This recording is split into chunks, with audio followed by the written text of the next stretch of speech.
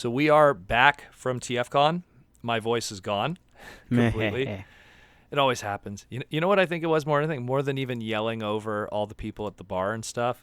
I think it was when we were on the plane, I could never hear anything you were saying when we were talking on the plane. I don't know why. I did have to tell you to get to bring down your volume a little bit. Yeah, like I don't know why. Like it's Like you're yelling, and I was like, "Why is he yelling? We're like in an enclosed area." I know. I don't know. It's really loud. I don't know. Anyways, what was that you said? I'm getting old, I guess. So yeah, it was a pretty crazy weekend.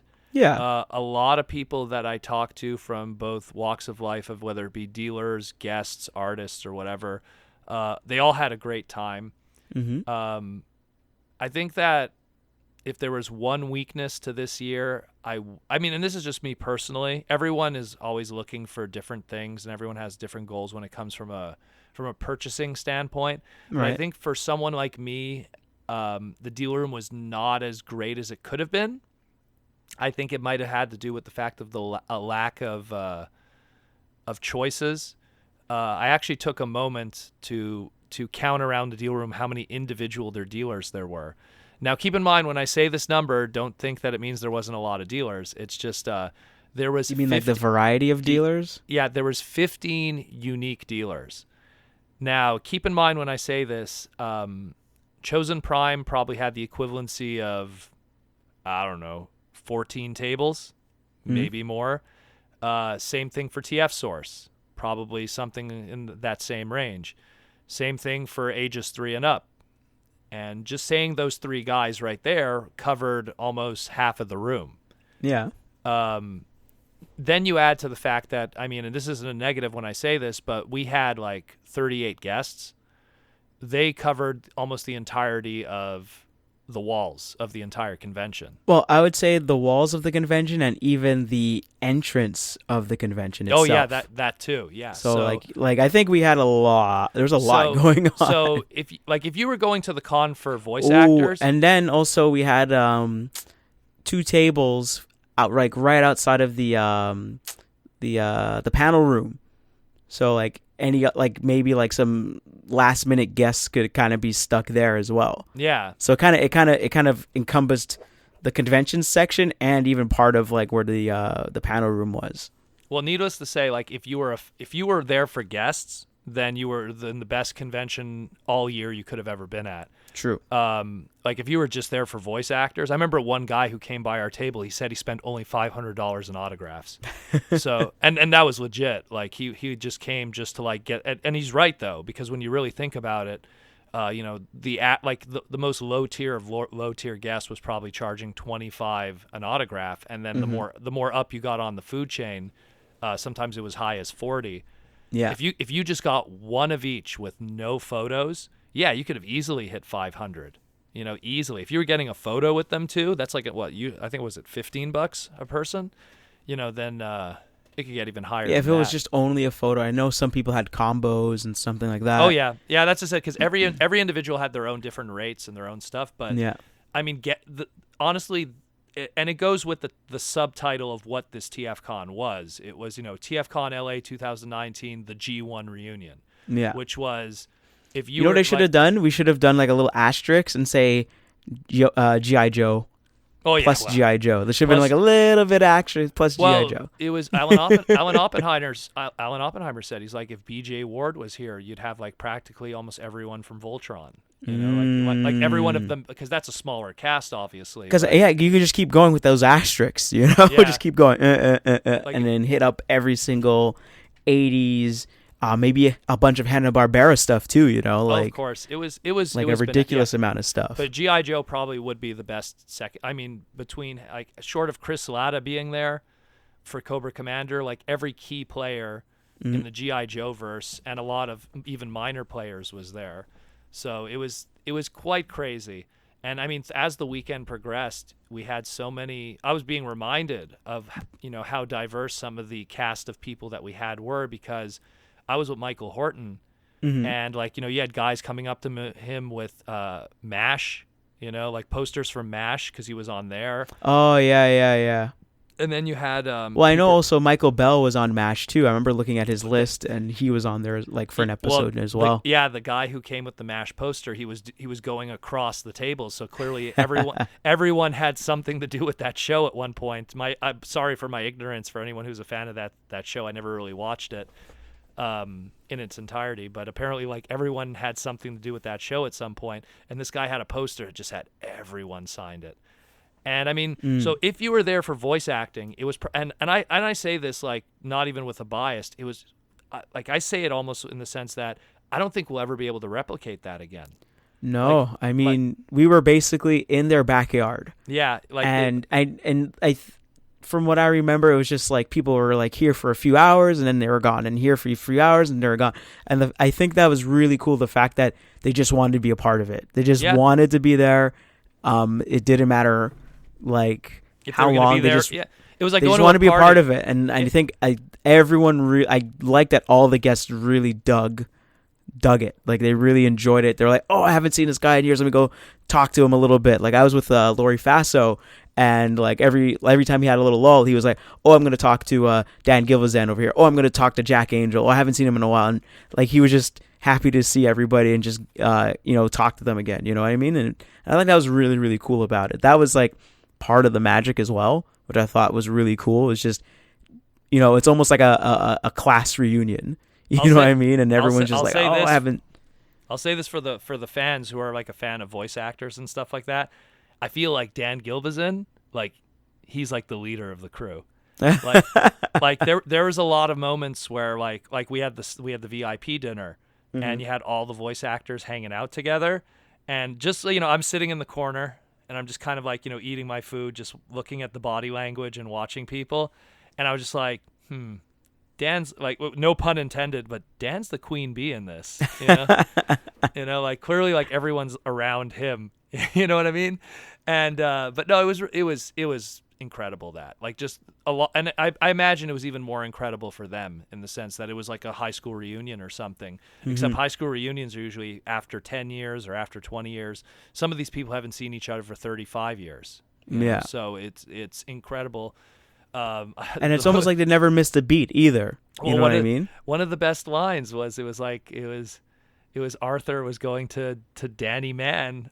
And he was like, oh, I haven't seen you in so long. And he's like, well, the way your eyes are, I'm surprised to see anything. It's like, and it's just like. Just busting balls. Yeah, it was roasting. And riffing on each other. Everyone was roasting everybody. It was so good. So like that was another thing that was really cool. So like dealer room aside, like I said, like there wasn't a lot of variety in the dealer room. If you were there for third party, you were probably very happy. Like third party, if you're a third party guy, you probably found what you were looking for that weekend because there was a lot of that. But outside of that, like if you're someone going for like older Transformer stuff, and I'm not even saying like G1, I'm saying like, hey, I want to track down some Armada stuff, or I want to track down some, Robot Masters or Beast Wars. Some of that stuff was there. Some of it was there, but it was like there. I mean, I remember there was that table that had like the carded Beast Wars and Beast Machine stuff. No offense to that guy, his prices were brutal. Oh, okay. I know who you're talking about. Like there was one guy. What Jaws D is referring to is there was one guy that his whole table was like, and it was impressive, almost like complete run mint carded of Beast Machines and Beast Wars stuff, like late Beast Wars and Beast Machine stuff. But every single one of his prices were like very high, because I think it was John, one of our staff. He was looking for Beast Machines Dinobot stuff, meaning like that tail end subline there. Right. And he was looking at that table, and he's like, buddy, I'm not paying that. He was looking for, anyone who's listening, John's looking for Dinotron and Rapticon. So contact us if you're selling. I'll make you two connect.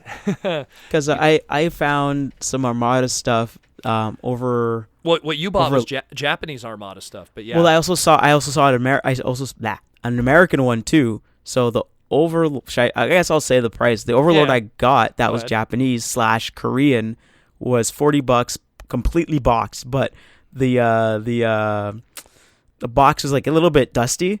It hasn't moved in a while. Clearly old stock, yeah. Yeah, and then across from that caged area, they had a boxed Armada American one for $30. So I went with the Japanese. I went with the Japanese / Korean one just because. Japanese one's better. It has little changes with sound effects and stuff too. So yeah, and I think I also bought some other things too. Like I think the other thing I bought, I forgot the name of it, but it was like this like limited run kind of bipedal mech thingy. I want to run into the other room to get the box, but I guess I won't. Third party stuff though, right? But it wasn't Transformers. It was something else completely different. It was some other third party robot kind of thing. Yeah, and I was like, oh, cool, they have it. So I just picked that up because I thought it was really cool and I wanted to pick it up. But it was like one of those limited run, you can't get it, blah, blah, blah. And I was like, oh, there it is at the same dealer. So I might as well just pick it up right now, you know? Yeah, and that was the thing. But that's not necessarily a bad thing. I mean, we did see some Siege stuff was there, and but that's like super recent. If you were looking for third party stuff that was relatively new, or Transformer stuff that was relatively new, those were both heavily present. But I found that because like I was helping a lot of some of our other staff find things. Like again, I'll give another shout out. CJ, one of our staff members, he was looking for a lot of Beast Wars stuff. He had a huge list, huge list. He was just like, it's like that's what he's tackling now, and he wasn't having an easy time. He really wasn't. So it was kind of difficult for him. He actually had to start buying carded ones to open, which was like I was telling him like, don't do that. You know, yeah, pretty much don't. Like you trust me. He might as well just waited it out for. Yeah, that's what I told him. I'm like, following show. I was saying like, wait for Toronto. Don't do that. Like you're throwing your money away. You're gonna spend $70 to buy a carded Rhinox to then open it when you could have spent $10 on a loose Rhinox. Yeah, you know, like don't do that. And $10 Canadian as opposed to American. $70 American. I know he did that with Black Arachnia, and I wasn't around when he did it first, and I was like, don't do that, CJ. Just a pro tip there.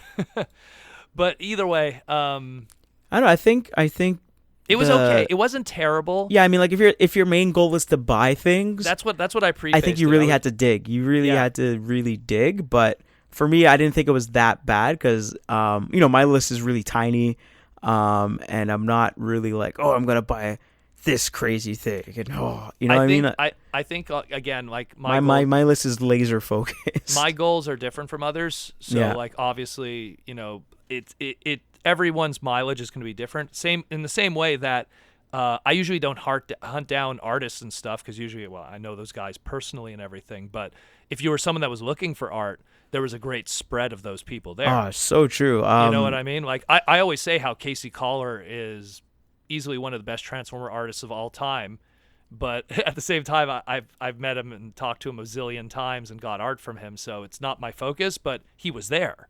So same thing. Alex Milne was there. Joshua Perez was there. Josh Bertram was there. Matt Moylan was there. Josh even brought his brother Gabe, who's like Josh's clone, who's just as talented as an artist. Like people don't realize, like he's not even in the biz, which really shows there must be something to twins because they're both. I would kind of dub him a viral artist. Like Josh is the professional, and his brother goes viral, with a lot of his mashups that he does. Yeah, a lot of his art just gets spread like wildfire, and you might probably seen some of his stuff and you didn't even know it. But yeah, so like just to name a few, just those ones, all incredibly talented individuals. That any one of those guys, you'd be very satisfied if you got like a nice pricey commission. I know that some guy got a really crazy one where they asked Alex to, like, they brought him like a giant black piece of cardboard, which, like, and when I mean giant, I mean like take like 2 Triptychon boxes and put them together. Like that's how big it was. Oh, jeez. Yeah, it was huge. Like Alex, what sucked about it was when Alex had to work on it, he couldn't even like put it on his table. He had to like have it on his lap. But even when it was on his lap, if people were like looking at stuff on his table, like it was hitting them. That's how big it was. And so he was just doing the outline of it, right? And then he had to give it to Josh, and then Josh is like, I have no idea how I'm going to color this because it's on a black cardboard. Right. And then I was like, hold on a sec, because we had the custom class and we had paintbrushes. So I was like, I told Duncan, which is the guy who runs the custom class, I'm like, get some brushes to Josh. And like, so he painted it, like there was like little paints and stuff. So he painted like, it was like an Optimus Prime. So he painted like the blue of the eyes and everything. I never got to see what the final product was, but it was, I don't know what he was asking, but someone commissioned a crazy thing that weekend and clearly got their money's worth because they probably were, it looked very nice from what I saw thus far in the process. And it's just, oh man, like, if you were a fan of the artist, that was another good thing. Like, it's just, I found that just the dealer room purchasing part sucked. Another thing too, the exclusives we had though were awesome. Like, I thought the exclusives were really cool. Like a G2, as someone who like loved, grew up with Generation 2 and loved that kind of stuff. So I have a nostalgic connection for it. Again, your mileage may vary, but I personally loved the exclusives that we got. We had the first one that we discussed previously on the podcast, the Delta Manus, which was a powered convoy, powered commander, but just the inner robot kind of thing by Make Toys. Then we had the G2 Starscream, which is, again, a Make Toys thing, but done in a masterpiece scale on an extremely massive card back. Mm-hmm. That could barely. There's a lot of empty space there. That could barely fit. Like, I have a huge suitcase, and I was just like, where's this going? Where I ended up, like, needless to say, I ended up have to have some personal items when I was going on the airplane later. Mm-hmm. That was the first time I had to do that in years. Like, I'm just looking at the card back of your image that you posted, I posted and I'm just like, Twitter. oh man, that's a lot of dead area right if there. You want, like, no one really has any photos of it compared to other things because all the photos online are just on their own. So on my Twitter, if you want, just scroll down a little bit, you'll see like some comparison photos of just how big this thing is. And that was on a washer dryer that I took the photo. So it's like, it's so big. It's so you're huge. Stealing my bit. That's my thing. You're stealing my thing. The best. When I do my pictures, I always do that because it's a nice white background. The nice white backgrounds. You have a washer dryer. But anyways. So like, we had the Starscream, which again, short of it having the voice box, is like its G2 Starscream masterpiece. It was really cool. And then the last one that was a last minute announcement, literally the day of the show on the Friday, was the G2 Inferno, which was called Ceasefire from Make Toys.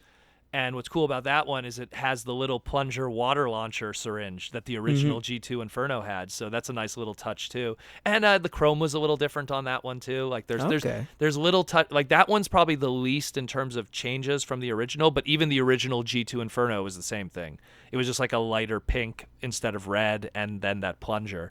It's kind of like G2 Jazz, like what's the difference? A rocket launcher and some different stickers. You know? Like, so it's the same thing here where. And of course, I still have to buy the not the last bit of that of the Make Toys downbeats. The Make Toys Jazz remolds. Yeah, it's just the original one. So I have the bounce back. I have the G2. I just have to buy the original one. And so we had those three, and those were amazing. Those were pretty cool. And they sold very well. The only one that didn't sell out in the end, really, and I don't know how many numbers were left, but it was the G2 Screamer. There was still some left of that one. But the others sold very well. And but yeah, so even from an exclusive standpoint, it was great. There was a lot of cool stuff that was shown off prototype-wise. It was just a really good show. And I guess the last thing to say was attendance. We definitely broke attendance records there too, and I think the best way to tell was because we ran out of wristbands, which has never happened before. So I believe a wristband box holds about 2,000 people, 2,000 wristbands. So needless to say, like that too was it was a very successful show. Primarily because I think that also there hasn't been a Transformer convention in the West Coast in a very long time. Since you said 2014, I think, yeah, right? 2014 was the last one, and it was a drought. And it was a BotCon. And so then afterwards, it's like, BotCon did their thing in the East Coast for a bit. That's when you started showing up at the BotCons. Mm-hmm. And then all the TFcons, historically up to that point, even from the USA from the USA point of view, have always been, East Coast, coast of the border kind of thing. So there was quite a drought going on. No pun intended, from a place that always has droughts to begin with. But the point is that be nice. Yes. Oh, be nice. Anyway. Anyways, the point is that you know, they didn't have one for a while, so when we came through, a lot of people were excited. And I mean, a lot of people that And you know what? Rightfully so. Like, I mean, you know, you come back with a bang, you know? Well, and we got to see a lot of people that we would only see in the West Coast. Like if we like people that really, when the show is done in that Cali area of LA and Burbank and San Diego and Pasadena, the people that only are in that area that you only see when you go there showed up. So that was a nice bonus, at least for me personally, and I guess for you too. Yeah, But, I didn't. There was a lot of love given our way. That's one thing that I really dug and was really appreciative. That was one thing I actually warned Wendell before the podcast. I was like, in the West Coast, we have a lot of fans. And he's like, really? I'm like, yeah, I don't know what it is about the West Coast, but when you're gonna go down, there's a lot of fans. So we got a lot of gifts. I guess if you want, we'll do some shout outs. Like David Cabal, big thanks. Like a lot of cool stuff he gave us. I wanna give a quick shout out to a guy named Jay. I was at the table for Lori Faso, and he said, "Oh, aren't you Wendell?" I was like, "Yeah." And he's like, "Oh, you know, I love your stuff," and So I was like, "Oh, okay, cool, thank you." So giving you a little shout out, a little play there, man. Thanks for coming out. Even Matt Moylan gave you a nice little book that he gave Oh, you. yeah, that's true. I should plug that. Yeah, book. plug the book. One second. I don't have anything at hand right here. Let me see if I could quickly. Maybe. Phil. I'll buy you Phil, some please. time. I'll buy you some time until you. So again, David Cabal, he hooked us up with some cool stuff. He is a fan of the podcast. I actually wanted to hang out with him more because like he was so starstruck, he almost felt guilty hanging out around us. I was like, nah, bro, come on, it's fine. Like he hooked us up with some cool presents and everything. I bumped into two other guys that were a big fan of the podcast, and it sucks because every time I bump into people, you know, because we're a duo here, and like every time I bump into someone, it's like Wendell's not around, and I always go, Wendell's around here somewhere, and he's easy to find. Don't worry, he's a very unique look, that guy. So, and it was funny because there was even people that used to listen to Slag when it used to have some of the old crew, like when we were Canadian. Yeah, when we were Canadian Slag back in the day. So like I was like, oh hey, also Decepticon Army is here, aka Phil. And so like David Cabal saw Phil, and Phil is one of those guys that he's not used to like net fame at all. So like that made his day so much. You have no idea. He felt like so proud that like something he did mattered to somebody in the world. You know, and it was great. It was so cool to meet so many fans.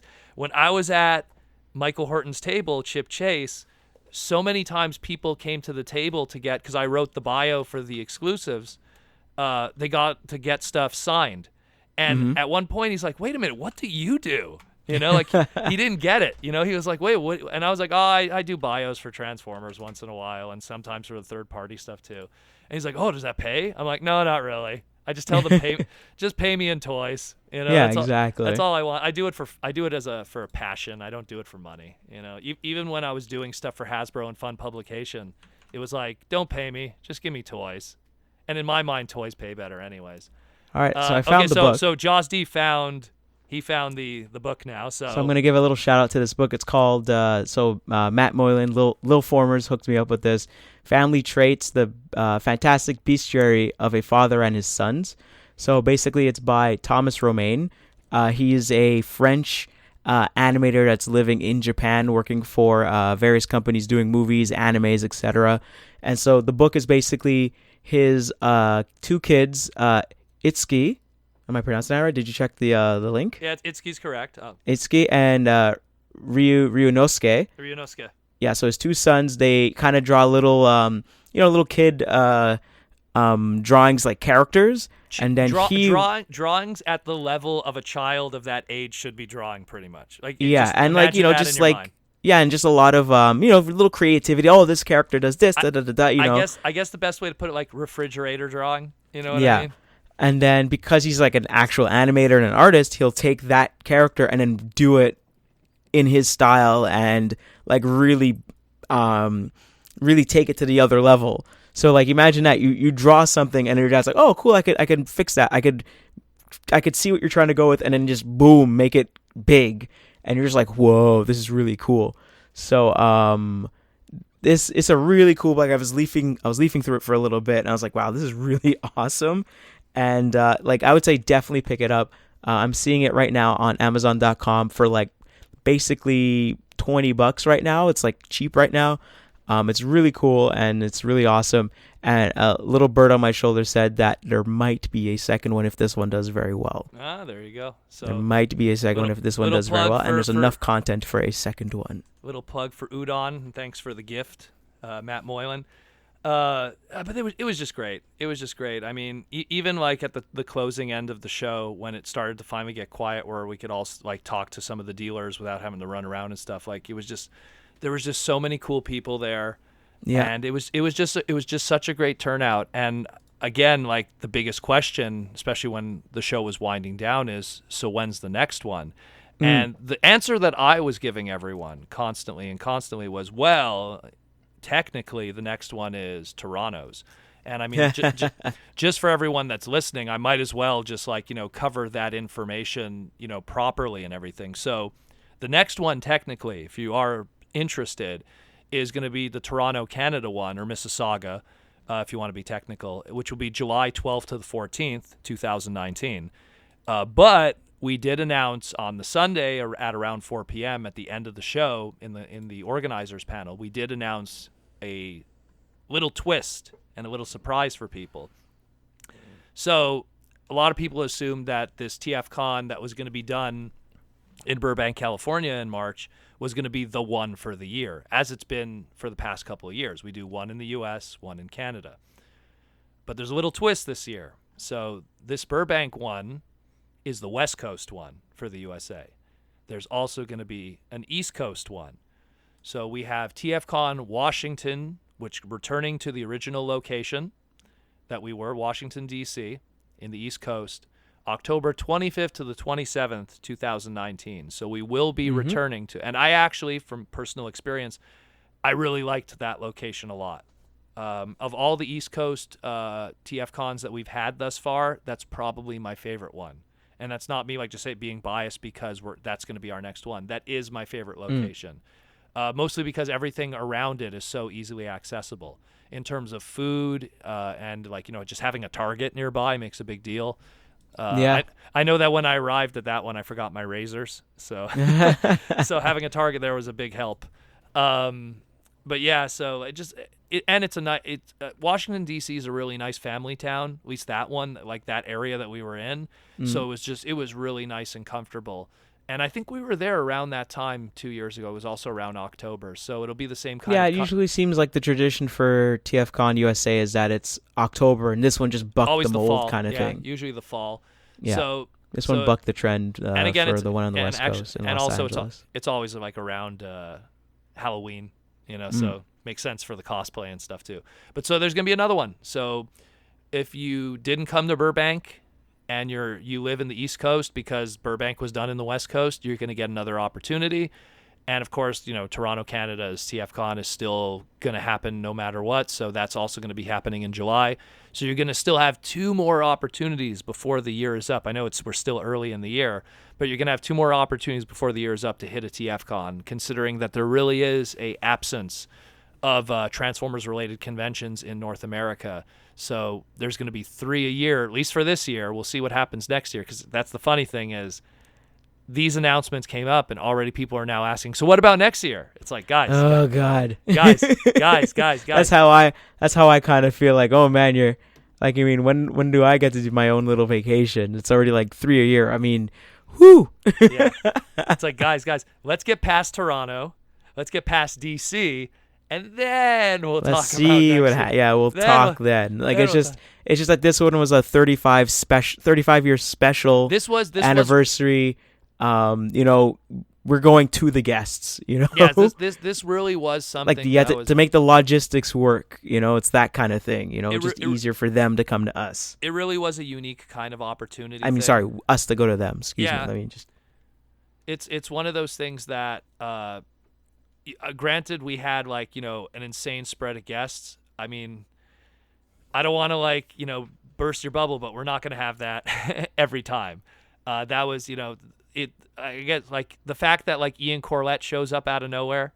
The fact that hey guys, I could do it too. The fact that Vince DiCola. Vince DiCola shows up out of nowhere unannounced. The fact that David Mendenhall, G1 Daniel, he shows up out of nowhere. He's so awesome. He was super. Oh my! Like I had we to. hung out. We had dinner with him. We had dinner with him. I watched him for like the beginning of the Sunday, and like super chill dude, super nice, and just he's a really smart guy too. Because like me, I talk about psychology when it comes to toy collecting and stuff, and like I talked with him about it, and he was really receptive of it. Like he was like really smart dude too.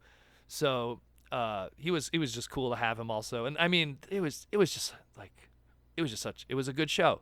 Like I said, if I had to knock one thing, Deal Room could have been better, but that's just because that's Proto Man doing like 15 years of BotCon, and, comparing, it's unfair for me to say it, but it's like there's been better even TFcon USAs that had better dealer rooms. So it's just that's like I think that. Needless to say, I think Washington's going to... Like, Washington, first of all, had a way huge dealer room. So I think Washington's going to have an awesome dealer room again. TFcon Toronto, it's always good. That's always been a consistent.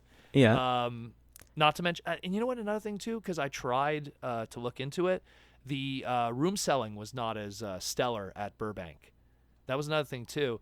And I think it also primarily adds to the fact that there was more locals coming to the show than people who flew in. Yeah. So that was like that probably adds to the fact that with TFcon Burbank, well, LA or whatever, a lot of people drove in from and when I mean drive in, I mean like they drove in, did their thing, and then left. Like they didn't stay. So there was a lot less room sales. Like we always have our cork board that's in the hotel that says, "Hey." The parts party. It was right. Yeah, the parts parties. It was right next to the panel room, and there was like maybe like 7 posts. That was it. Where I know like Toronto or even like the last one we did in Chicago, like it was spilling off of it. Like you have to like cover someone else, Yeah. So like this time around, it was really a vibe of a lot of people that just drive in. And again, that's the culture in LA. A lot of people just drive everywhere. Even if it's like an hour away, they'll drive an hour and then drive back. But this one, that was not the case. There wasn't a lot of people that, in this case, a lot of people weren't getting hotels and stuff, so there was a lot less parts parties too. So it was difficult to find cool shit, I guess is the best way to put it. You know what I mean? I don't know. I liked personally. I was surprised by the amount of guests I was like hanging out with, talking to. Yeah, the guest was like Derek White was there. Too. Derek was a last minute one. Derek also was there, and I was just like, blah, blah, blah, got to see him for a bit. I haven't seen him in like since Derek was the last BotCon. Exactly. Derek was a last minute announcement. Marty Eisenberg was there, who also worked on Transformers Animated. You had David Kay there, so you had who was like Optimus Prime of anime. So you had a real like if you were an animated fan, good turnout just for those 3 right there to have. So it was. And I saw someone was selling a really cheap animated Jetwing Optimus Prime there for only $60. So anyone who picked that up because it disappeared before the weekend was over, they got a good deal too. So. It was a good year for if you were an animated fan, but again, it's not over yet. So Toronto's coming up. That's going to be in July, and then we have Washington in October. So just be sure to follow.